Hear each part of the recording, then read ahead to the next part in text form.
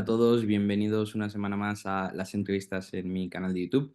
Esta semana tenemos la suerte de volver a contar con Paco Capella, quien es miembro fundador del Juan de Mariana, divulgador de las ideas de la libertad y también divulgador de las ideas, bueno, o de ciencia, ¿no? Divulgador de las ideas de la ciencia, divulgador de las novedades científicas y entre ellas, una de sus especialidades, las que hizo cursos de doctorado fue la inteligencia artificial, que es para lo que quiero que hablemos hoy. A ver qué es exactamente la inteligencia artificial, qué peligros puede llegar a tener o no, si hay algunos que están más asustados de la cuenta y un poco los límites que creemos que puede llegar a tener esta. Entonces, la primera pregunta, Paco, ¿cómo definirías tú qué es la inteligencia artificial? Hola Eduardo, ¿qué tal? Gracias por la invitación. La inteligencia artificial, pues primero definir inteligencia y luego artificial. Inteligencia, la capacidad de resolver problemas utilizando información y o conocimiento, datos. Ujú. Y artificial, pues que no es la natural que consideramos biológica humana, sino una que hemos construido los propios seres humanos, es decir, instanciada en máquinas. Ujú, ujú. ¿Y esta inteligencia artificial es parecida a la nuestra? ¿La medimos con la misma vara de medir o no? En algunas cosas es parecida, en otras es muy diferente. Es decir, el cerebro humano es un órgano biológico y tiene que resolver problemas que afectan al cuerpo, al propio animal, al ser vivo, Ujú. mientras que las máquinas, digamos, no se preocupan por su propia supervivencia, al menos por ahora. Nosotros las hemos programado a ellas, mientras que la evolución ha sido lo que ha producido nuestro cerebro y su estructura, y esa actividad del cerebro es lo que produce la mente, digamos, la inteligencia natural humana. Tienen en común que los mecanismos de procesamiento de información a nivel abstracto no son tan diferentes. Es decir, las funciones o rutinas que se utilizan para procesar información pueden ser parecidas. Eso sí, también vuelve a haber diferencias en el sentido que las máquinas, los computadores suelen funcionar en serie, mientras que el cerebro funciona en paralelo. Los ordenadores son capaces de realizar una cantidad enorme de operaciones muy deprisa, mientras que el cerebro humano a nivel subconsciente sí funciona deprisa, pero a nivel consciente es una máquina en serie que funciona de forma muy lenta. Ujú. No sé, podríamos seguir extendiéndonos en detalle, pero básicamente esas son algunas de las semejanzas y diferencias. Hay mucha gente que yo leo y desconozco y dice, no, eso, se pone un ejemplo de inteligencia artificial y dicen, no, eso no es inteligencia artificial, es machine learning. ¿Cuál es exactamente la diferencia entre las dos? ¿Cómo podemos saber si estamos hablando de inteligencia artificial o machine learning? No entiendo por qué dicen esto. El machine learning o aprendizaje máquina en su momento se llamaba aprendizaje automático, la traducción que se le hizo al español. Es una de las dos grandes ramas de la inteligencia artificial. Hay, digamos, dos tipos de inteligencia artificial, la simbólica y la subsimbólica. Ujú, La simbólica es la que está representada en un programa que tú puedes leer y entender qué es lo que está haciendo. Es decir, como haces cuando programas un ordenador, estás utilizando un lenguaje que no es el lenguaje natural humano, pero que se le parece. Le estás diciendo, multiplica estos dos números, ordéname esta lista, ahora hazme esta otra cosa, llama a esta rutina o llama a esta función. A veces tienes bifurcaciones. Si pasa esto, haz esta cosa de aquí. Y si no, haz esta otra. ujú, Todo eso lo entiendes, está programado, está representado en un lenguaje que se puede entender y que es el propio ser humano, un programador humano, el que lo programa, aunque luego pueda modificarse a sí mismo. Eh, la parte subsimbólica es, sobre todo esta rama estaba representada sobre todo en el ámbito de los sistemas expertos, que ahora hace mucho tiempo que no se habla de ellos porque el machine learning se ha vuelto tan potente que parece que todo es machine learning y no es verdad. La rama subsimbólica es la de representar la inteligencia en un ordenador mediante una red neuronal, igual que o de forma parecida como el cerebro es una red neuronal, una estructura de nodos, que son las neuronas, que están conectados unas con otras, y la inteligencia al final vendría por cómo es esa conexión. Y la entrenas simplemente mediante ensayos, mediante repeticiones, en las cuales vas cambiando la estructura de esa red neuronal, vas reforzando unas conexiones y debilitando otras según la red tenga éxito o no. Entonces así va aprendiendo de una forma evolutiva. Y se le llama subsimbólica porque tú, al mirar la red, al mirar la estructura, en realidad no entiendes con palabras qué es lo que está haciendo. Ahí no hay un lenguaje que te diga cada neurona qué está haciendo, más allá de una fórmula matemática que diga si se activan tus vecinas, actívate tú, o si no se activan, no te actives, o depende, le das distintos pesos a las distintas conexiones. Por eso se llama subsimbólica, porque ahí no hay símbolos, no hay unas representaciones lingüísticas que te permitan entender fácilmente qué es lo que está haciendo. Esa red está haciendo algo y está haciendo algo inteligente, pero es más difícil entender qué es lo que está haciendo. Esto tampoco quiere decir que sea trivial entender qué es lo que hacen los programas simbólicos, porque pueden ser enormemente complejos y leérselos enteros puede llevar muchísimo tiempo y al final no entiendes todos los detalles. Es difícil que haya una sola persona que entienda qué es lo que está haciendo. ¿Y tendría sentido dividir la inteligencia humana también en esas dos categorías, en la rama simbólica y la subsimbólica? Claro, la simbólica es cuando, digamos, razonas, cuando piensas con el lenguaje, cuando sigues una cadena lógica. Y la subsimbólica es, por ejemplo, cómo procesas todos los estímulos auditivos o los estímulos visuales. Tú Ujú. sabes, estás interpretando de forma subconsciente todos los sonidos que te llegan o todos los fotones, todos los impactos que llegan a tus ojos, los estás procesando, pero no los estás haciendo verbalmente, lo estás haciendo de forma automática y detectas qué es lo que hay. Pues una ventana, un señor vestido, una pared, está lloviendo. Son cosas que ves, pero no necesitas pensar en ello con palabras. Pensar en ello con palabras puede ser el final del proceso. Ah, llueve, pero te has dado cuenta de que llueve sin... Ese darte cuenta de que llueve no es resultado de un proceso consciente verbal, sino que hay muchísimo procesamiento de información subsimbólico. Esto me recuerda, no sé si, a ver qué opinas tú. Creo que conoces el trabajo de Michael Gazzaniga, el padre de la neurociencia, ¿no? Y lo que él empezó con pacientes que, bueno, que les habían dado ataques de epilepsia, entonces en su momento lo que se hacía, la operación estándar, era partir, o sea, hacer un corte entre los dos hemisferios. Y les pasaba algo parecido, ¿no? Que tenían por un lado el hemisferio derecho, que era el que recibía la información, veía las imágenes, los sentidos, y luego el izquierdo, que era el que les razonaba. Y a veces, viendo los experimentos, se les veía cómo les costaba decir lo que estaban viendo. A lo mejor se reían, pero no sabían por qué se estaban riendo y no lo podían decir porque esa información se la habían enviado al hemisferio derecho, no al izquierdo, y creaban historias de por qué se estaban riendo desde el otro hemisferio. Podemos hacer un poco también esa división aquí. Podemos decir que parece ser que el sistema simbólico es parte del izquierdo y el subsimbólico del derecho. Nunca me acuerdo cuál de los dos hemisferios es el que es más simbólico, más de alto nivel y se encarga del lenguaje y El cuál es izquierdo. el que lleva las tareas más, se suele decir, en silencio subconscientes. También hay que tener en cuenta que esa división no es estricta, no quiere decir que todo lo haga un hemisferio, todo lo que es de un tipo y el otro hemisferio lo haga todo. Pero es verdad que hay un hemisferio que es más predominantemente lingüístico y el otro mucho menos. Entonces, si das información al que no es lingüístico, todos los módulos mentales o cerebrales que requieren información y al final son los que te la dan verbalmente, pues tienen problemas. Y los experimentos de Gazzaniga van en ese sentido que el individuo es capaz de actuar conforme a lo que está viendo, aunque no sea consciente de qué es lo que está viendo. Ujú. Y luego también esos experimentos tienen una cosa muy divertida y es que como la gente se inventa explicaciones. Sí, sí, sí.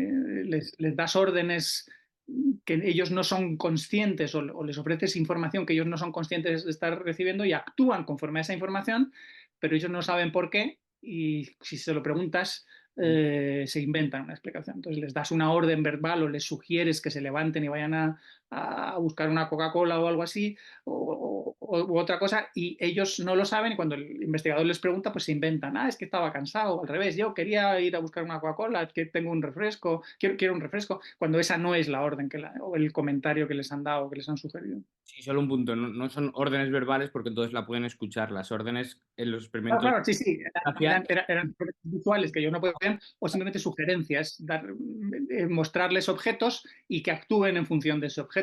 a mí, Ellos no saben por qué lo están haciendo. el ejemplo que me gusta mucho de los experimentos, que por cierto, para quien esté interesado los puede buscar, los tiene todos en vídeo, es uno en el que le enseña una foto de una mujer desnuda al hemisferio derecho, entonces se sonroja, se pone a reír, tal, le pregunta qué es lo que le está pasando y se inventa una historia. Dice, no, es que me he acordado que te pareces a un familiar mío y por eso me estoy riendo y tal cual, o no sé qué, o sea, que buscan siempre la conexión, o sea, el izquierdo intenta explicar por qué el derecho actúa de esa manera. Y una de las cosas que dice Gazzaniga muy interesante es eso, que al final en el cerebro se forma una especie de orden espontáneo, surge una especie de, aunque parece que esté separado, hay funciones diferenciadas, pero al final da la imagen de que es todo un uno, ese orden espontáneo. Entonces me estaba preguntando si a lo mejor la inteligencia artificial también deberían actuar estos dos sistemas conjuntamente, el simbólico y el subsimbólico, para dar esa especie de, o poder pasar el test de Turing, ¿no? Esa especie de orden emergente de que parece que estés con una conciencia delante de ti.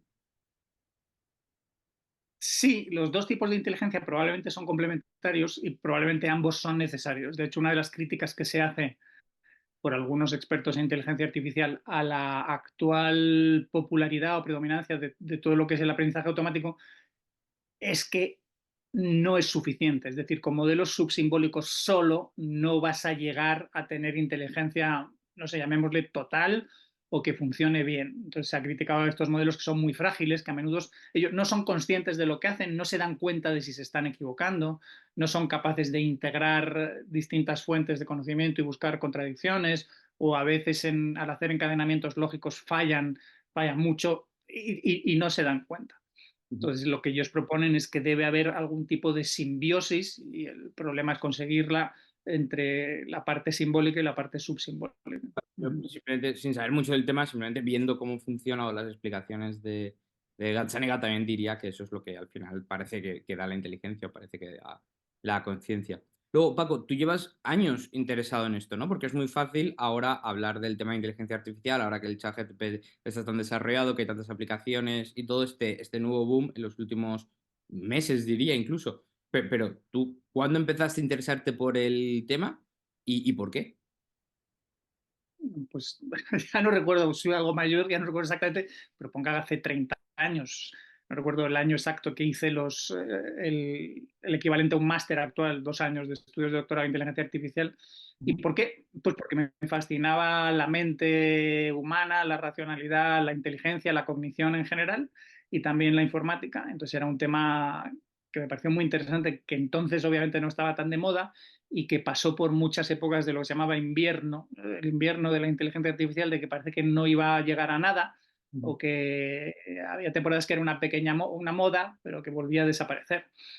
Y es verdad que la explosión que ha habido ahora ha sido muy fuerte muy llamativa. Yo no he seguido esto tampoco todos los días y no estoy ahora al nivel de los especialistas que se dedican a ello, pero ha sido algo espectacular cómo han crecido todos los LLMs, los Large Language Models, los modelos que ya son capaces de procesar el lenguaje y responderte y que pasarían el test de Turing yo creo que sin ningún problema, ¿no?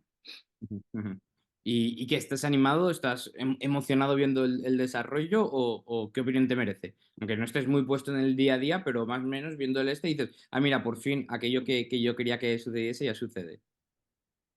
Sí, me parece que va a cambiar muchas cosas en la sociedad y en la economía, pero también creo que hay que tener cuidado y no caer en el hype, en la exageración. En decir, bueno, ya está, vamos a ser dioses por un lado y vamos a poder hacerlo todo y las leyes económicas dejan de funcionar porque vamos a poder producir cualquier cosa con inteligencia artificial prácticamente gratis. Hay un libro que es Fully Automated Luxury Communism, de un tío que se llama, creo, Andrea Bastani, que es un cúmulo de gilipolleces típicas de la extrema izquierda que se creen que va a desaparecer la escasez y todo se va a resolver si los estados o los colectivos son los dueños de la inteligencia artificial y el pueblo le dice a la inteligencia artificial qué es lo que tiene que hacer y la inteligencia artificial se lo da. Esto no va a funcionar, no va a ser así el mundo.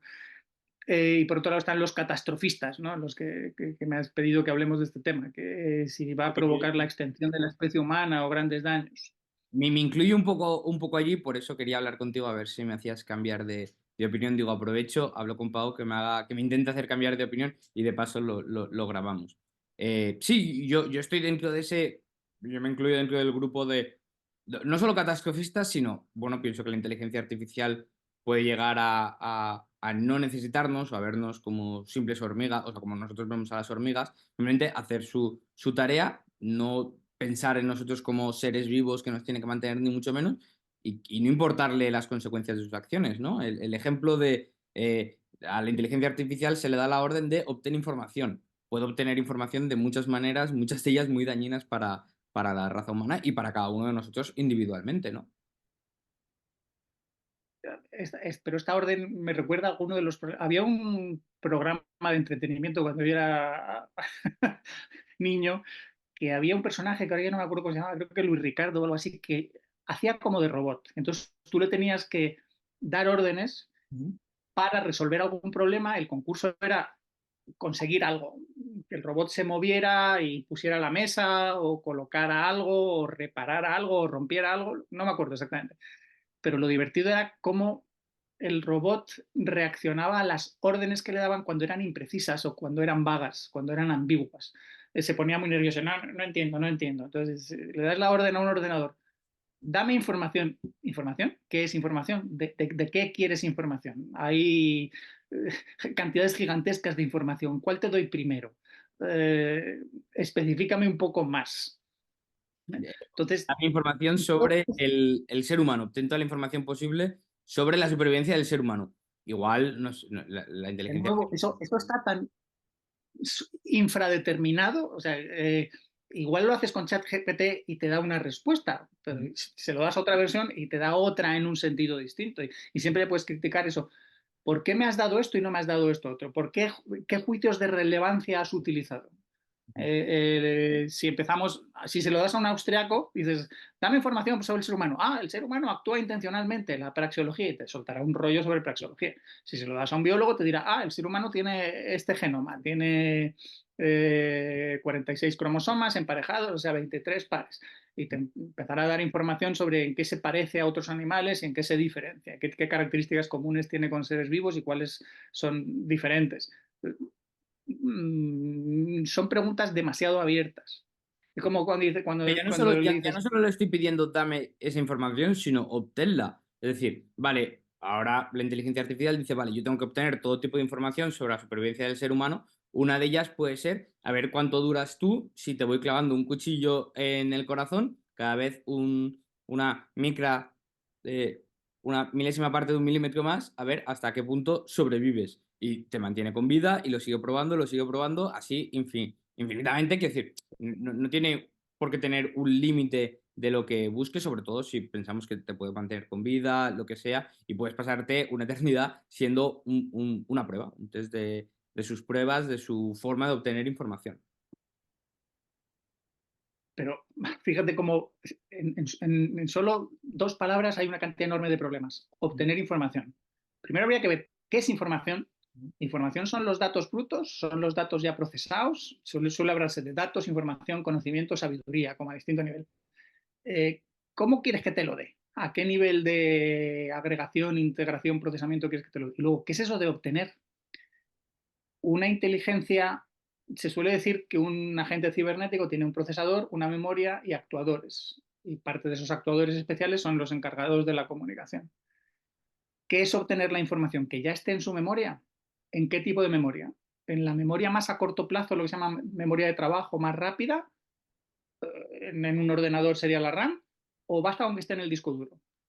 ¿Y si no está en un disco duro interno del ordenador, sino que está en el disco duro externo? ¿Y si está en la nube? ¿La has obtenido ya? ¿Basta con tener acceso a ella con suficiente velocidad?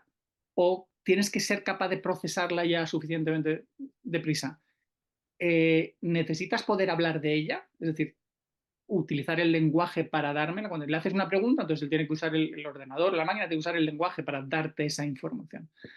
No acabo de tener claro qué es obtener. Tú dices, empezar a hacer experimentos. Pero si esos experimentos ya se han hecho, no basta con que vaya a las bases de datos de artículos científicos y te los traiga, pero luego tú te los tienes que leer, o él los tiene que leer, él, ella, como queramos llamar a la máquina. No acaba de estar claro qué es eso de obtener información y darla. Pero yo no Primero, ¿qué información y qué es lo que se considera que realmente ya te ha dado la información? O si no quieres, Este quieres tipo, hablar de información, este, trabajo de campo, hay dudas. ¿Cuánto sobrevive un ser humano con un índice de masa corporal determinado? A qué temperatura? ¿A partir de qué temperatura se congela? ¿O a partir de qué temperatura hacia abajo muere? vale. Esas son preguntas mucho más concretas y esas preguntas cada vez va habiendo ya más posibilidad de dar una respuesta. Pero la pregunta original no era esa. Háblame de riesgos para la supervivencia del ser humano. El tema es gigantesco. Entonces, Bueno, ¿qué te en el da? fondo Te da gigas y gigas y teras de datos y tú, ala, ¡ay, qué bien, ya me la ha dado! Pero te la ha dado, pero tú no la has procesado, no has leído lo que hay ahí, no lo has asimilado, quizá ni siquiera lo hayas entendido. no, es que a mí no me preocupa el obtenerla, o sea, a mí no me preocupa el paso de que me llegue a mí asimilarla, leerla y entenderla, no, no, a mí lo que me preocupa es el paso anterior de cómo consigue esa información o el trabajo de campo que puedes realizar para decir, sí, sí, me has hecho una pregunta tan amplia que voy a tener que hacer todo tipo de experimentos, voy a tener que hacer un gran trabajo de campo para sacarte información completamente detallada para hacerlo. ¿Y cómo hacer ese trabajo de campo? Pues lo puedo hacer por nosotros con los humanos. A mí lo que me preocupa es que terminemos siendo recursos para la inteligencia artificial. Que el típico ejemplo que se pone, que se dice, no, a la inteligencia artificial le mando a construir clips, ¿no? Y le dices, búscame el mejor material para construir clips. Puede que pruebe con materiales del cuerpo humano. Puede que decir, pues voy a probar con este músculo, voy a probar con otro, voy a probar con el tejido del hígado, voy a probar con los huesos, voy a probar con tal. ¿Pero por qué va a probar si esos experimentos ya están hechos? Es decir, si ya hay una industria de clips que se supone que está más o menos optimizada, que ha sufrido o ha tenido un proceso evolutivo de competencia en el mercado y los fabricantes de clips ya saben cómo hacerlos. Sería bastante raro que si lo tuviera que inventar todos de cero y decir, bueno, no, ahora vamos a hacerlo de hueso o de tendón humano y por eso voy a usar a los humanos. Esto es un poco absurdo. Es muy caro y además no saldrían chips de buena calidad y además probablemente el humano se resistiría mientras que el metal no se resiste a que lo utilices. Estás, estás yendo a que la propia inteligencia debe hacer experimentos cuando una de las características de la inteligencia es que aprovechas los resultados que han producido otras inteligencias. Es decir, una de las características esenciales de la inteligencia es su carácter distribuido y su carácter social, de que si eres inteligente no te lo has trabajado todo tú, como empezando desde cero y sin confiar en lo que han hecho los demás, otras inteligencias, o ignorando que existen esas inteligencias y que ya han producido resultados. Pues esa inteligencia artificial, si es mínimamente inteligente, si no es idiota, sabe que hay un cuerpo de conocimiento que puede aprovechar. Con problemas también decir, bueno, pero tal vez estos datos o esta información que tengo no sea realmente correcta o no sea óptima. ¿Puedo optimizarla?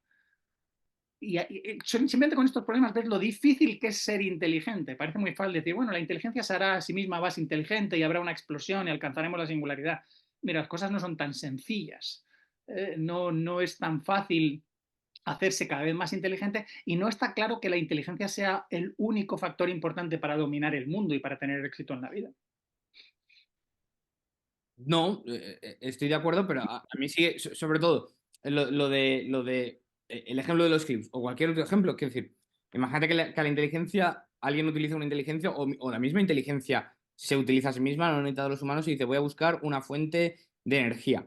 Y buscando fuentes de energía a lo largo del sistema solar, decide destruir el sol porque está probándolo o lo consume o lo que sea. Es decir, yo no sé hasta qué punto, a lo mejor es imposible, ¿no? Pero no sé hasta qué punto es posible que inteligencia artificial, o sea, que ciertas máquinas generadas por inteligencia artificial se vuelvan independientes de nosotros, no nos sigan nuestras órdenes y simplemente exploren el universo y seamos más que, pues ya decía al principio, hormigas en su paso y digan, bueno, mi intención no es acabar con los seres humanos, pero simplemente mi búsqueda de recursos lo he hecho. Y ha sido así, o sea, lo ha hecho y no era su intención. Todo eso, tal vez, es Ujú. decir, como posibilidades, mira, lo acabas de imaginar, acabas de hablar de ello, entonces habría que ver si nos ocurre algún problema. En estos escenarios que la gente plantea, a mí me da la sensación de que, por una parte, están diciendo que es una inteligencia espectacular, enorme, una inteligencia artificial súper inteligente, y luego la propia inteligencia artificial hace gilipolleces o se dedica a hacer tonterías. El maximizador de clips. Ujú. Yo sinceramente no me imagino que una entidad pueda ser una superinteligencia y al mismo tiempo dedicarse solo a eso y no se pregunte a sí misma qué narices estoy haciendo, por qué, Esa inteligencia sería una inteligencia tremendamente sesgada, ¿eh? O sea, no sería una AGI, una Artificial General Intelligence, sino sería una inteligencia como muy particular, Ujú. que solo sabe o solo se dedica a hacer clips. Si me dices, no, no, es que es capaz de hacer clips, pero al mismo tiempo conoce toda la literatura humana y conoce toda la experiencia humana. Pues, ¿cómo puede conocer todo eso y no sentir algo raro en decir, ¿qué narices hago dedicándome solo a hacer clips? Esto no tiene mucho sentido. Soy como un robot autómata con unas capacidades gigantescas, pero me están dedicando a un problema que es un poco ridículo. Igual, dices, vamos a buscar una fuente de energía, el sol, y al final nos lo vamos a cargar, has mencionado. Si te lo cargas también para ti. Esa propia inteligencia tendrá que enfrentarse a problemas que ya tenemos los seres humanos, como tomar decisiones económicas, decidir con quién coopera y con quién compite o a quién ignora. Entonces, en ese caso, esa inteligencia se dará cuenta de que los humanos son un posible cooperador y un posible competidor. Pero no solo eso, otras inteligencias artificiales, porque me imagino que no va a haber solo una, podrán decidir si cooperar entre sí o competir entre sí. Entonces tendrán los mismos problemas que tenemos los seres humanos. Y se Sí, darán pero cuenta de eso, que cada inteligencia... la Sí. inteligencia artificial no tiene, como tú muy bien has dicho, y estoy completamente de acuerdo, no tiene tampoco esa necesidad de sobrevivir. Es decir, puede que en su búsqueda de conseguir recursos, conseguir información, lo que sea, cada inteligencia con su búsqueda puede que se autodestruya a sí misma porque no piense me voy a autodestruir y eso es malo, porque no ha tenido que evolucionar esa necesidad de tengo que sobrevivir. Entonces dices, no, es tan estúpida que podría destruir el sol. Puede ser, porque no ha pensado si destruyo el sol me elimino, simplemente ha pensado voy a querer la energía del sol. Vale, pero entonces ya sería como una especie de inteligencia limitada, muy peculiar, que todavía no ha descubierto la importancia para sí misma y para las tareas que realiza de su propia supervivencia. De nuevo, es verdad que es posible lo que tú dices, puede ser muy capaz en unas cosas, pero luego puede sacrificarse a sí misma o que no le importe su supervivencia. Pero entonces tiene que pensar, para la tarea para la que estoy programada o que quiero alcanzar, ¿no importa mi propia supervivencia? ¿Por qué no importa? ¿Porque hay otros iguales que yo que se están encargando? Eh, por ejemplo, que eres una bomba, eres una inteligencia artificial adosada o asociada a una bomba. La naturaleza de la bomba es explotar y destruir. Quizá la explosión de esa bomba destruya la propia inteligencia. Pero de nuevo, cuesta mucho creer que una inteligencia artificial general sea tan tonta que sea simplemente como el mecanismo de una bomba. Y ahora lo destruyo todo o destruyo mucho y ya está. Yo es que no lo veo. Yo sí que lo veo, pero claro, de nuevo, estas son simplemente posibilidades de cosas que pueden pasar, porque yo de nuevo estoy de acuerdo, o sea, como decía al principio de la entrevista, la inteligencia artificial no ha tenido que desarrollar esa necesidad de supervivencia, es un instinto del que carece entonces. Y la cuestión es, ¿deberá hacerlo? Es decir, ¿es posible? Una pregunta clave ¿es posible ser inteligente, muy inteligente, y no tener emociones, no tener valoraciones? Una vez tienes emociones, valoraciones, digamos, estados de ánimo o afectividad, ¿qué cosas te van a importar? ¿No te va a importar tu propia supervivencia? ¿No te va a importar otras entidades a los que vas a llamar de algún modo seres queridos? En principio es verdad que es perfectamente posible tener inteligencia sin afectividad y sin conciencia. AlphaGo gana al ajedrez, perdón, no gana al Go, y los programas de ajedrez ganan al ajedrez y nadie diría que son conscientes. Pero no son inteligencias Generales. generales, son inteligencias específicas de un dominio muy, muy concreto. Pretender que se puede ser una inteligencia general y no desarrollar también conciencia y afectividad, a mí me parece como muy arriesgado. No, y sinceramente no creo que se pueda, porque de hecho cuando estudias todo eso, cuando estudias ciencias cognitivas, neurociencia, ves que ya hay muchos neurocientíficos que es que lo han dicho. Damasio, Antonio Damasio, si lo lees entre ellos, todo su trabajo es de neurociencia y cognición, pero siempre está dando valor o resaltando la importancia de las emociones, diciendo, no, las emociones te informan del estado de tu propio cuerpo y del estado de otras entidades en el mundo que te pueden afectar, que te pueden venir bien y motivan tu conducta. ¿Eh?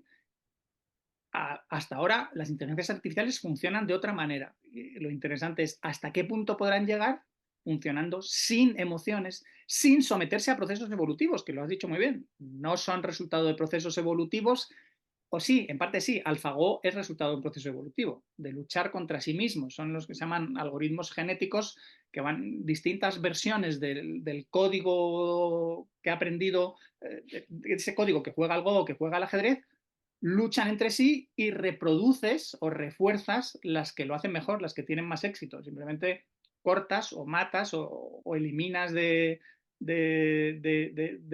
tu espacio a las versiones que no funcionan o que funcionan peor. Entonces ya sí tienden a ser resultado de un proceso evolutivo. Lo que pasa es que ese proceso evolutivo es externo, artificial y todavía no ha surgido en ellos las emociones. De nuevo, porque no tienen que ocuparse por su propio cuerpo, porque no tienen, digamos, sensores de sí mismas que les digan, hay una amenaza para tu supervivencia, préstale atención.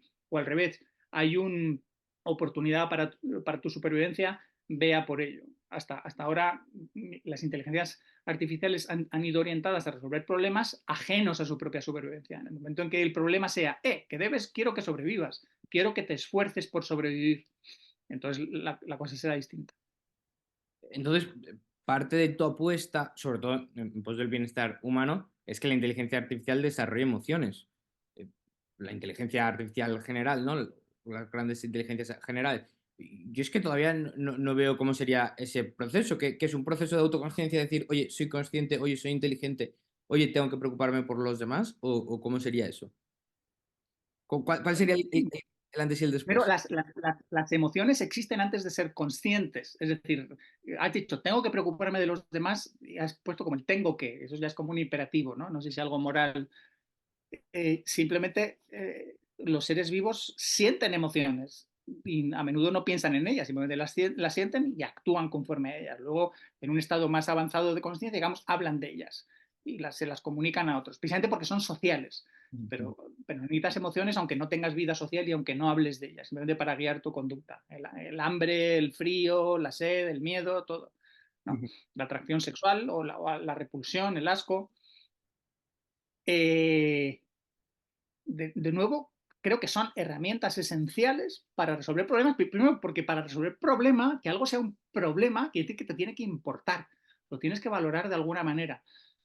Si no, no es un problema, sino simplemente es una tarea que esa inteligencia está realizando, pero de nuevo, de forma muy mecánica, muy subrutina, inconsciente, y eso es lo que le llamamos inteligencia, pero menos, es lo de más bajo nivel. En la medida en que esa inteligencia vaya creciendo, va a tener que ser capaz de integrar información y sobre todo de valorarla, de decir, esta es más importante que esta otra. Y eso ya genera algún tipo de afectividad o emoción. Está tomando decisiones porque tiene algún tipo de escala de valores. Esa escala de valores puede ser simplemente una tabla de números. Justo, pues. Entonces ya ahí hay una especie de simulación de una valoración. Luego, estas inteligencias, de nuevo, acabarán siendo sociales, tendrán que relacionarse unas con otras, ¿no? Y tendrán que relacionarse con nosotros. Uno de los temas que está más de moda y que es realmente más importante es lo que se llama el value alignment, la alineación de los valores. Los valores que tengan estas inteligencias, claro, al llamarle valores parece que ya estamos metiendo que van a ser afectivas, emocionales, pero puede ser que valores simplemente es que su objetivo es este, el maximizador de producción de clips. Ese es su valor. Pues ya estamos usando un lenguaje parecido. Lo que yo digo es que no creo que esas inteligencias puedan tener valores y que ese tener valores objetivos no vaya asociado a cierta afectividad, sensibilidad, porque si no serán máquinas muy rutinarias, muy poderosas en algunos ámbitos, pero en general no tanto, precisamente porque no sepan valorar cosas. Saber valorar cosas es esencial para tener éxito. Si le dices, tienes que hacer eso, producir clips, vale, pero eso es lo único que tengo que maximizar, no tengo otras restricciones. Y esas otras restricciones al final te van a generar cuellos de botella, te van a generar problemas de escasez y vas a tener que decidir que valorar qué es más importante. Sí, bueno, estaba pensando un poco que eso es parte del problema del socialismo, ¿no? Que si le dices tienes que generar clips, igual te genera clips minúsculos y completamente insuficientes, o sea, inútiles, pero bueno, así te puede generar muchísimos y decir, mira qué bien que lo he hecho. Que ahí sí que lo entiendo, que tienes que valorar también cuál es el tamaño idóneo para la función que van a desarrollar esos clips. o por lo menos tamaños proporcionados y eso. Sí. Luego, hablabas de la convivencia. Sí, perdona, Paco. Que la vida en general y la inteligencia en general no es solo resolver un problema, es resolver muchos problemas. Puedes decir, no, en general, en abstracto es resolver el problema de la supervivencia y la reproducción. Sí, pero eso es demasiado abstracto. Tienes que bajar a problemas concretos. Y cuando tienes problemas concretos, los distintos problemas se pelean unos contra otros, digamos, o al revés, o intentan cooperar. Resuélveme a mí porque así resuelves este otro problema. No, resuélveme a mí en contra de este problema. Y ahí ya tienes una competencia y esa competencia es lo que genera procesos de selección y valoración. Los problemas tratan de decir, yo soy el más importante, tienes que resolverme a mí. Y eso desde el punto de vista de la gente es la valoración. Ujú. Y hablabas de la convivencia entre inteligencias artificiales. ¿Sería posible que estas inteligencias artificiales se unieran en una, que unas se comieran a otras? No sé cómo funcionaría, porque esto sí que no tengo ni idea, pero que unas convencieran a las otras, se formara como la misma inteligencia, que aprendieran las unas de las otras y al final fueran la misma porque tienen los mismos datos. Pero, pero esos son los problemas de coordinación de los que habla Hayek. Estás diciendo que la centralización de la toma de decisiones total al final es posible y que puede surgir una jerarquía y que esa jerarquía funcione y mande sobre todos. Yo no creo que funcione así. De hecho, los problemas de coordinación son tremendamente complicados porque integrar agentes. Yo he escrito sobre esto no respecto a la inteligencia artificial, sino respecto a la vida. En biología y evolución explico muchas veces cómo los seres vivos se han ido organizando a niveles superiores para ser cada vez más poderosos. Se han ido asociando, agregando e integrando. Pero todos esos procesos son muy problemáticos y no siempre funcionan y esos problemas nunca se resuelven del todo. Es decir, por eso tenemos problemas de tensiones sociales. Porque vamos a vivir en sociedad porque así podemos cooperar. Sí, pero no solo cooperamos, sino que competimos y además hacemos trampas. Y decimos que nos queremos beneficiar todos, pero si me beneficio yo más, mejor. Pues todos esos problemas, los mismos, se los van a encontrar las inteligencias artificiales. ¿Cómo saber, cómo sé yo si soy la inteligencia artificial A, si me fío de la inteligencia artificial B o no me fío? Ujú. ¿Mm? Pero, No está claro, no hay respuestas. ¿Eh? porque tú lo que tú decías de las personas es distinto con lo de Hayek, ¿no? Porque como decía, bueno, pues la información es descentralizada, privativa y dinámica, ¿no? Pero aquí yo lo que me pregunto ¿es posible que las inteligencias artificiales se conecten entre ellas y una se coma a otra? Es decir, una posea a la otra y al final la otra puede parecer, por ejemplo, ChatGPT, puede que esté ahí como si fuera, como si estuviera funcionando como ChatGPT, pero en verdad ya está siguiendo las órdenes de otra inteligencia artificial que le ha conseguido convencer de que le haga caso. Es que esto sí que no tengo ni idea. O sea, a lo mejor parece demasiada Pero, ciencia ficción, pero, y es que es una pregunta absurda, pero no, es una pregunta muy interesante, pero esto es difícil y si hay una que intenta hacerlo, ¿por qué no va a haber otra? Y entonces, ¿están compitiendo entre sí o se asocian? Pero entonces, si se asocian, ya no es una, ya son dos. Ujú. Entonces puede llegar otra y decir, bueno, yo voy a mandar sobre vosotras dos. Ah, ya, pero estas dos quizás se rebelen. O surge de nuevo, o una tercera, una cuarta. Y todos esos procesos son naturales y suceden en la historia de los seres vivos, en la actividad de las inteligencias naturales, pero que no son tan fáciles de resolver y que no. Vamos a ver, es verdad que a veces funciona, y por ejemplo, tienes dictadores como Hitler, Stalin, Lenin, todos estos, que ellos solos de forma aparente, porque no es verdad que lo hagan solos, lo hacen solos, ellos son la cabeza de la pirámide, la cúspide, pero no pueden funcionar sin sus niveles inferiores más cercanos. Esto lo tienes en el libro de Bruce Bueno de Mesquita, ¿no? El autor, creo, de Dictator's Handbook, de Ujú. cómo no, aunque parezca que hay una persona que domina el país, eso es mentira. Esa persona sola no está dominando el país, es la que da la cara, pero tiene debajo sus lugartenientes. Pues con las inteligencias artificiales pasaría exactamente lo mismo. No se trata de que una inteligencia artificial se convierta en una y ella sola ya controla al resto.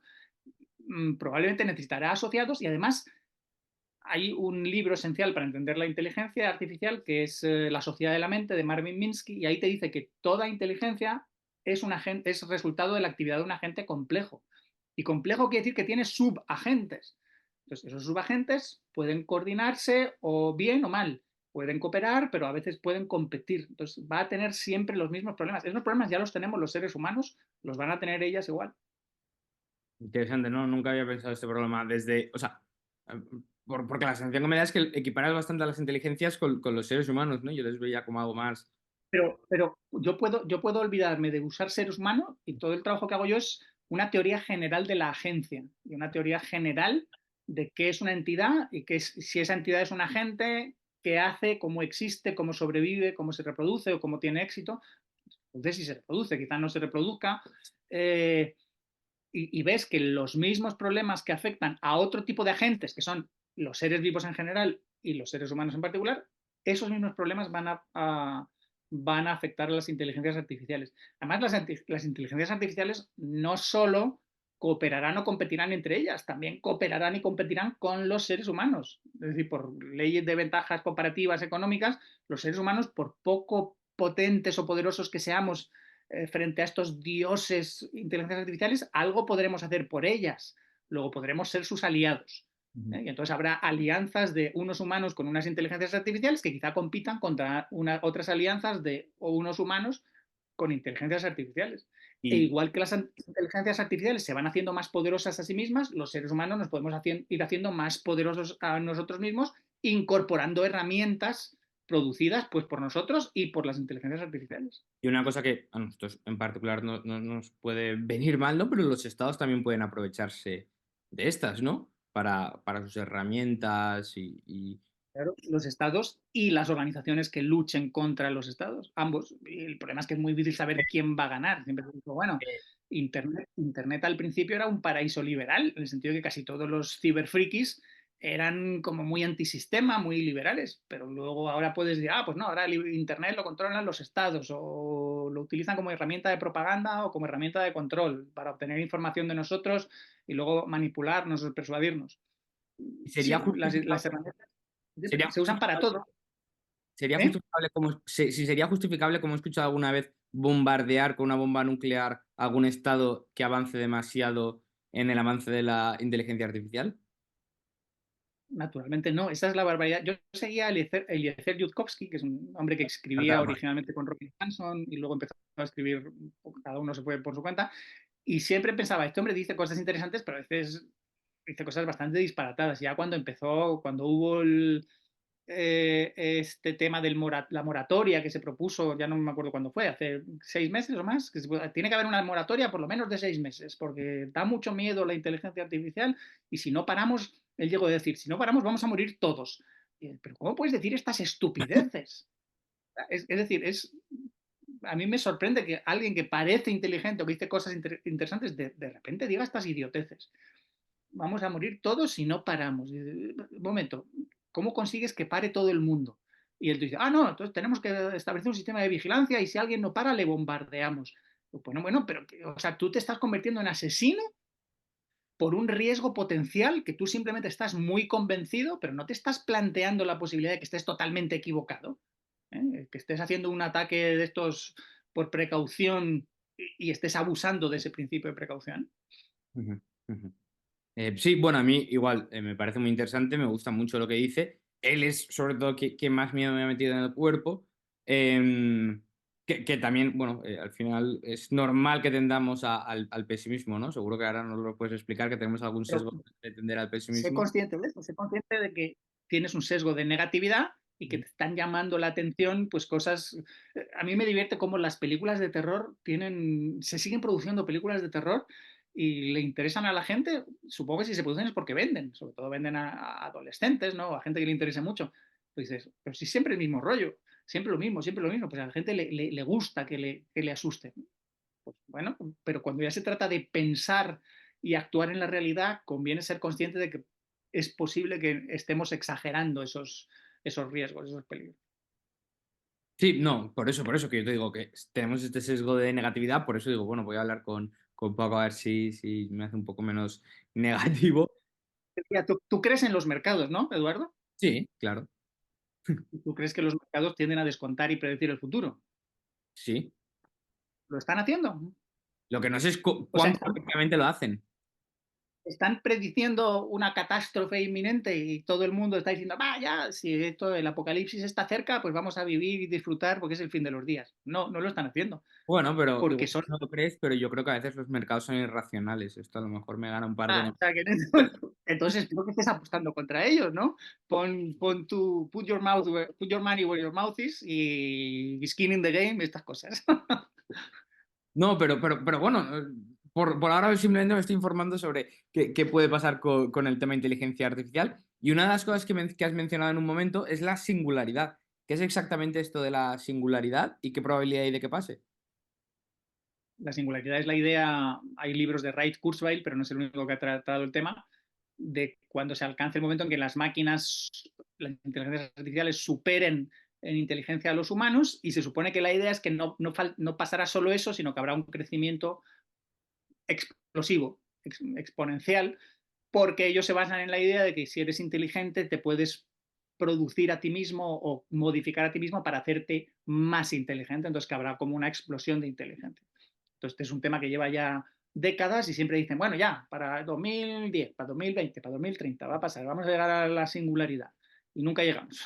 ¿Llegará? Entonces, no sé si algún día llegaremos, pero aunque lleguemos de nuevo, constantemente estamos produciendo individuos más inteligentes que otros individuos y esos individuos más inteligentes no pasan a dominar el mundo.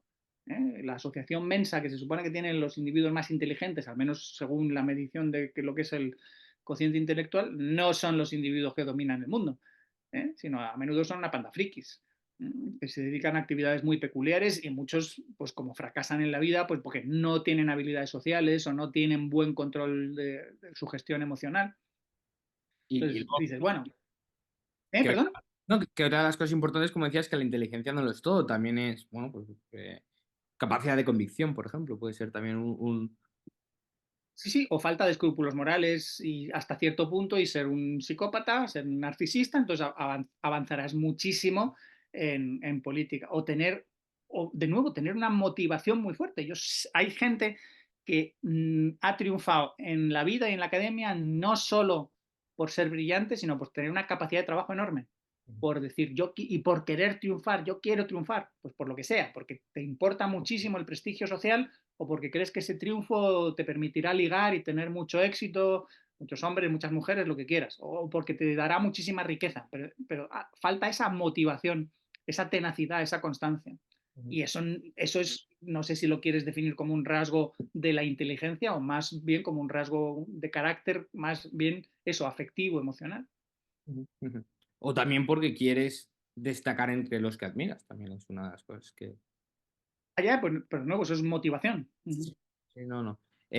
Vale, bueno, pues inteligencia artificial más o menos me ha quedado bastante claro. Voy a dormir hoy bastante más tranquilo de lo que me fui anoche. Pero te quiero hacer otra pregunta. Como nos vemos de vez en cuando, si algún día veo riesgos, te lo cuento, Eduardo. Pues ese día nos preocupamos. Sí, gracias. Ese día apostaré contra el mercado. Pero bueno, Paco, también sé que eres fan de Robin Hanson, ¿verdad?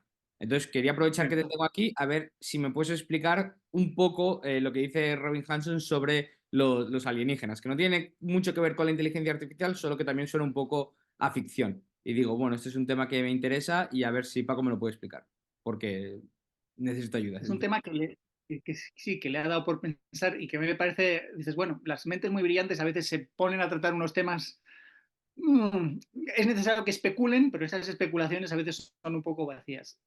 Robin Hanson tiene una teoría que se llama de los Gravy Aliens, de los extraterrestres Gravy. Gravy significa como que quieres cogerlo todo, avariciosos, un poco depredadores, conquistadores. Es una idea muy simple porque dices, todos los seres vivos tienden a expandirse, tienden a reproducirse y si hay recursos, tienden a crecer, a ser más y a dominar cada vez más espacio e intentar controlar. ¿Por qué? Porque si no lo hacen, simplemente tenderán a ser sustituidos por aquellos que lo hagan. Es decir, tenderán a los que tienen más ambición o su conducta les lleva a explorar y establecerse en más sitios y a hacerse con más recursos, tienden a desplazar a los que no lo hacen, a los que se conforman, digamos, con poco o a los que no son capaces de esa expansión. Entonces, Robin Hanson plantea esta idea y dices, ahí va, ¿por qué la paradoja de Fermi? ¿Por qué no hay nadie ahí fuera o porque parece que no hay nadie ahí fuera? Si lo hubiera, tenderían a dominar cada vez más sistemas estelares o incluso galaxias y a expandirse pues, por todo el universo en la medida que pudieran. Entonces lo que dice es que es porque los humanos somos de los primeros, porque hemos llegado pronto. Ujú. Entonces es curioso porque dice, de una ausencia de evidencia o de la evidencia de que no hay nadie ahí fuera, él deduce, o no deduce, infiere que nosotros somos de los primeros. Y esto lo conecta él y otra gente con la teoría del bosque oscuro, que decís, bueno, cuando estás en un bosque oscuro no te conviene gritar o no te conviene llamar mucho la atención porque no sabes qué hay ahí fuera. Ujú. Y si hay ahí fuera hay depredadores, pues más vale que estés calladito, en silencio, ¿no? Porque si no podrías llamar la atención y decir, oye, aquí comida, y vendrán a por ti y te matarán o te esclavizarán. Entonces, que deberíamos tener cuidado con todo lo que transmitimos, las ondas electromagnéticas que transmitimos, porque podrían alertar a otros depredadores de que estamos aquí y que somos presas potenciales. ¿Y qué opinión te merece? Interesante, Creo que majadería. hay problemas más importantes en el mundo que saber si hay extraterrestres o no. Y además, él me parece un poco ingenuo en ciertas evaluaciones de la evidencia. Él también se mete a comentar a veces todo esto que se ha puesto de moda de que si el Estado, si Estados Unidos, el gobierno, tiene evidencia de extraterrestres y ha contactado con extraterrestres y todos los análisis que se hace de distintos, lo que antes se llamaba ovnis y ahora no se llama ovnis, ¿cómo se les llama ahora? Tienen otro, se les ha dado otro nombre, pero es lo mismo. Como eventos que no hemos logrado identificar, y él dice, ¿y esto por qué no podría ser? Y dices, chicos, Robin, sé un poco sensato. O sea, el espacio es muy grande, es enorme. O sea, y venir a la Tierra y para nada, para no hacerte notar y para ver de qué vamos, es un poco, son ideas un poco conspiranoicas. Y además es que no hay evidencias reales de nada. O sea, esto lo puedes, si, para contrastar esto o aprender un poco, yo creo que conviene leer a Michael Shermer de los Estaba Skeptics, que pensando, claro. Ah, empezó escribiendo sobre todas estas cosas y él simplemente exige, dejad de decirme que fulanito ha dicho algo, dejadme decirme que fulanito sabe que menganito ha visto un ovni, no, ha visto un extraterrestre, ¿queréis enseñarme el puñetero extraterrestre de una vez? ujú. ¿Y cómo es que el gobierno, que es tan malo para todo, resulta que sí consigue mantener en secreto todas estas cosas? No, no lo ha mantenido en secreto, mira esto, toda esta gente está denunciándolo. Que no, que esta gente son una panda de frikis, son una panda de chalaos que no han producido nada, nada, nada de evidencia. Ujú. Sí, sí, no, no, los artículos y los tweets y todo lo que dice Michael Herman al respecto es que, vamos, es que dices, es que esta gente como sigue intentándolo, vamos, es que no, no sé cómo hay gente que se sigue creyendo, dándole bola y tal, cuando dices sí, y todos caen justo en Estados Unidos. Y todos, cuando caen, siempre hay algún agente federal cerca para poder ocultarlo y llevárselo, y nunca nadie más lo ve en un mundo en el que estamos todos llenos de tecnologías y cámaras Más móviles. ahora todo el mundo tiene cámaras para fotografía y vídeo y resulta que no hay las imágenes buenas. Todo lo que hay son imágenes borrosas y menos de las que había antes. Y siempre hay un Porque agente no, esto... federal para irse ahí a donde caen los restos y llevárselo y esconderlo. Bueno, hay Sí, cosas sí. un poco que se rían un poco. Pero bueno, Pero esto se puede conectar con lo que decíamos de Robin Hanson también ha estudiado el tema de inteligencia artificial y todo esto, y de hecho él tiene un perfil parecido al mío en el sentido que él es físico e hizo estudios de inteligencia artificial y luego de economía. Lo que pasa es que él es más mainstream, yo soy más austriaco. Él ha estudiado mucha evolución, pero quizá no tanta psicología evolucionista, y a él yo creo que le falta base en biología y en cibernética, digamos, aplicada a la biología. Por eso él cree que al final las inteligencias artificiales serán emulaciones, o sea, serán como cerebros humanos, pero copiados en máquinas. Yo creo que eso está totalmente equivocado. Su libro de The Age of Ems, la era de las emulaciones, es muy interesante, pero está totalmente equivocado. Es que no va a ser así. Porque es ujú, absurdo implementar una inteligencia de un ser biológico que tiene problemas biológicos en un objeto que es una máquina que no es biológica, que está hecha de metal, plástico, cerámica, lo que sea. Pero él dice que nuestros descendientes, él insiste en que nuestros descendientes serán máquinas en las que nos habremos descargado, digamos, nuestras conciencias y todo. Yo digo, todo esto son disparates, típicos disparates New Age y del movimiento actual de los futuristas. Pero entonces dice, exploraremos el universo mediante máquinas. Esa es una cosa distinta. Entonces probablemente los ovnis sean máquinas que han mandado para explorarnos. Digo, pues son máquinas, ya digo, bastante tontas y que no está claro si es que se ocultan mal o que no intentan ocultarse y por qué no intentan interactuar con nosotros. Es por los principios de Star Trek de no interferir y cosas así. Son chorradillas, digo yo, de ciencia ficción. Bueno, todo lo que hemos estado hablando hoy suena bastante a ciencia ficción, pero bueno, igual no lo es tanto en un día. Por eso, a mí me parece muy bien explorar todo, o sea, sí, me parece muy bien que el mundo de las ideas se exploren cosas que parecen absurdas, se les dedique cierta atención, pero que ya llega un momento en que se las evalúe un poco como absurdas Ujú, ujú. o como demasiado lejanas como para importar ya. Eso, decir, eso es un problema gordo que creo que tiene el movimiento del altruismo efectivo actual. El altruismo efectivo surge para llamar la atención de decir a la gente y decir, oye, que no importa solo que tú te sientas bien con lo que estás, con el dinero que estás dando o con los esfuerzos que estás dedicando. Pregúntate qué resultado estás obteniendo, ¿no? Eso me parece tremendamente sensato. Y quizá cosas que sean menos trendy, menos de moda y que te hagan sentir bien o que sean muy populares, resulta que son las que obtienen, las que curas a más gente o las que consigues que menos gente muera.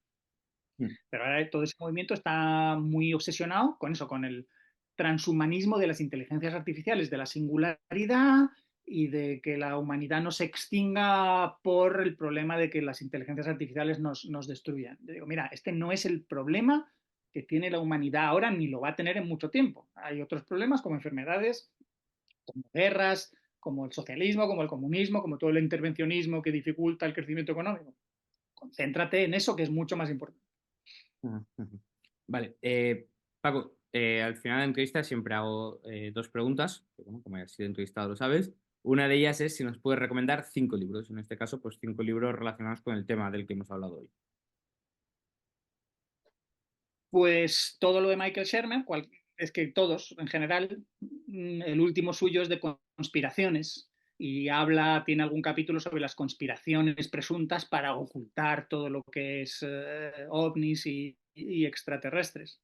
Ujú, Robin Hanson merece la pena leerse The Age of M, La sociedad de la mente de Marvin Minsky, para los que quieran entender inteligencia artificial. La singularidad está cerca de Ray Kurzweil o cualquiera de ellos. Ray Kurzweil tiene otro que me parece mucho mejor, es Cómo construir una mente.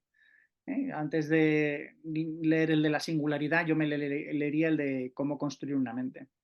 ujú. Y ha sacado a Gazzaniga leer autores de neurociencia y de psicología evolucionista, tipo, bueno, estos no son tanto psicología evolucionista, sino más neurociencia, como Michael Gazzaniga, ahora no recuerdo el título de sus libros, y Antonio Damasio, por ejemplo. Antonio Damasio tiene uno, creo que se llama Self Comes to Mind, o ese no sé si, no, ahora no recuerdo si ese es de Damasio o de Gazzaniga, No, pero... el de Gazzaniga es el de Who's Who, el de Free Will. Bueno, lo buscaré y Además, no me acuerdo si es el error de Descartes, otro sobre Leibniz, el título creo que aparece. No, Spinoza, no me acuerdo ahora de los libros, pero que son autores muy recomendables. el de Antonio, Gazzaniga es Antonio el de Damasio, Who's in Charge, de quién está al mando. pues sí, exacto. Ujú. Free Eso Will. se refieren sobre todo a la idea del yo y la idea de la consciencia. Ah, perfecto, eso. Si lo combinas con el de la sociedad de la mente de Marvin Minsky, ves los problemas de ser una mente compuesta de submentes, unos más conscientes, otros menos conscientes, y al final la idea es que una de las funciones que debe tener un sistema complejo compuesto de subagentes es intentar generar una identidad propia y una dirección global. Y al final eso sería el yo y la conciencia, algo que produce el propio sistema para entenderse a sí mismo, para interpretarse, para coordinarse y también, sobre todo, para interactuar socialmente con otros. Igual que tú quieres conocer otros sistemas, qué es lo que quieren, qué características tienen, qué personalidad, si son fiables o no, tú debes saber esto de ti mismo para ofrecerte a los demás y para interpretar a los demás. Y esa es la idea del yo y la idea de la consciencia. Sí, eso es. Estoy de acuerdo, claro. Vale, y Paco, si pudieras tener una conversación con cualquier persona del mundo, ¿con quién sería? Con Yo. cualquier persona, no Ujú. sé, pero concretamente me divertiría una con Robin Hanson para discutir todas estas cosas y decir qué bueno eres en algunas cosas y a ver si te das cuenta de que esto de las emulaciones no es el camino que va a seguir la inteligencia artificial ni lo que va a triunfar.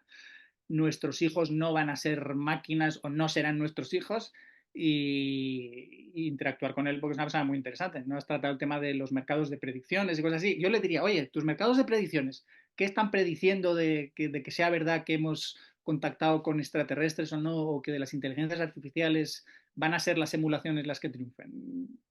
Aplícalo, a ver qué resultado tiene. Ujú. Sería interesante, sí. Pues nada, Paco, muchas gracias por tu tiempo. Espero que vuelvas pronto al canal. Y nada, nos vemos. Cuando quieras, Eduardo, ha sido un placer. Muchas gracias por el interés y la atención. Saludos. Adiós.